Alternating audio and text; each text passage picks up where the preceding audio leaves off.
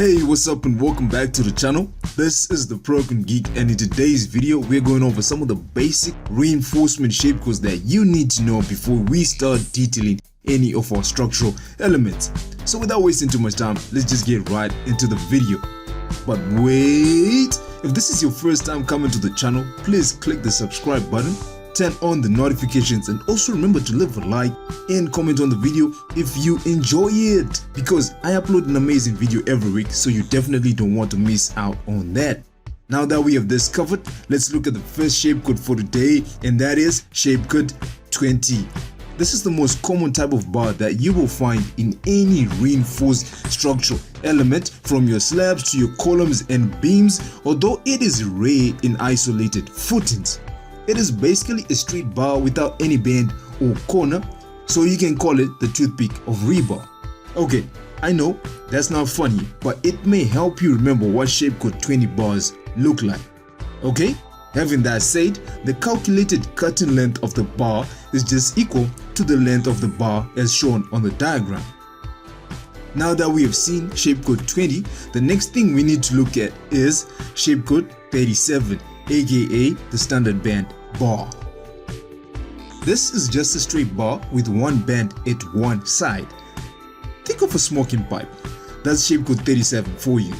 This type of bar is mostly found in isolated footings as either part of the base's mat and or, but mostly always as the link between the starter columns and the base itself.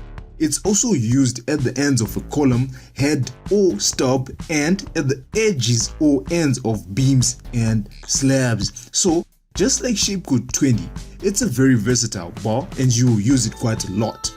The cutting length is as shown on the diagram, and it is detailed on the drawings as shown. Now, next, after shape code 37, we will have to look at shape code 38. This is commonly referred to as the U-bar, and I think it's easy to see why. Now, it can come in any of the two configurations shown, and either configuration is good. Now, this bar is common in isolated footings as the main bar of the mat and in slabs too, or very short beams. You can think of shape code 38 as the mat bar, but it's also quite common in other structural elements as well. Okay, now that we have talked about shape code 38, let's move on to shape code 39.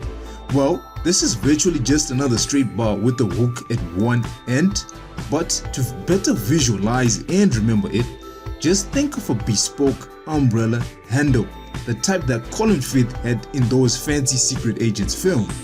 This bar is commonly used in beams and slabs to provide crack control at the ends. You rarely find it in foundation mats and is almost never used in columns, unless some engineers think of a cool way and efficient ways to use them. You will stick to shape code 20, 37, and the next shape code that we're going to talk about, that is shape code 41. Well, shape code 41 is commonly referred to as the kinked bar, and I believe it's easy to see why. This type of bar is commonly found where you need to provide a lap between bars and a structural element. Laps are pretty common in columns because they can be really tall and your steel can only come in certain lengths, and it's also easier to use shorter lengths to construct your element than to use very long bars, which are more difficult to handle. You may also find shape code 41 in slabs and beams because of the variable nature in the length of the span of these two elements. Now, there are a lot of other shape codes after 41, but these are not commonly used when constructing your structural elements, so as a beginner, it makes sense for us to jump to shape code 60. This is the bar commonly used as links or stirrups in beams and rectangular columns. This is what holds your main reinforcement in place and is normally mild steel and not high yield steel.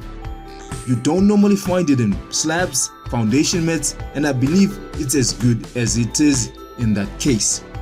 Alright, now that we have seen shape code 60, the next thing we need to look at is shape code 72.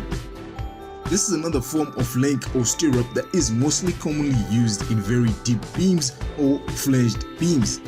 The shape allows it to adequately hold more bars in deeper layers and allows the use of shapecode 38 as small clips for the upper bars. Alright, with shapecode 72 in the back, the next shapecode on our list is shapecode 83.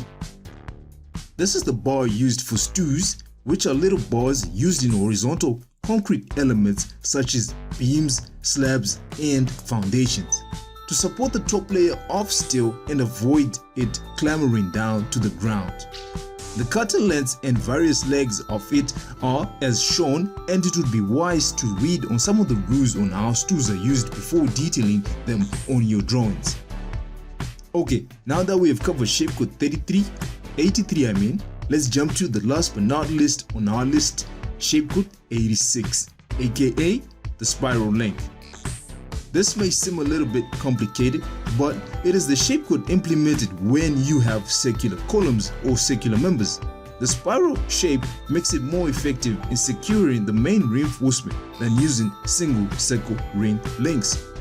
You'll notice the code and codes, except for BS8666 from 2005, do not even have a single circular ring due to the spiral length being so efficient. The cutter length and detailing methods are as shown, and they are quite easy to understand. Alright, that sums it up for today's lesson on shapecodes. Now remember, this is your first time coming to the channel. Subscribe for more awesome videos like this, and remember to leave a like and comment on the video if you enjoyed it.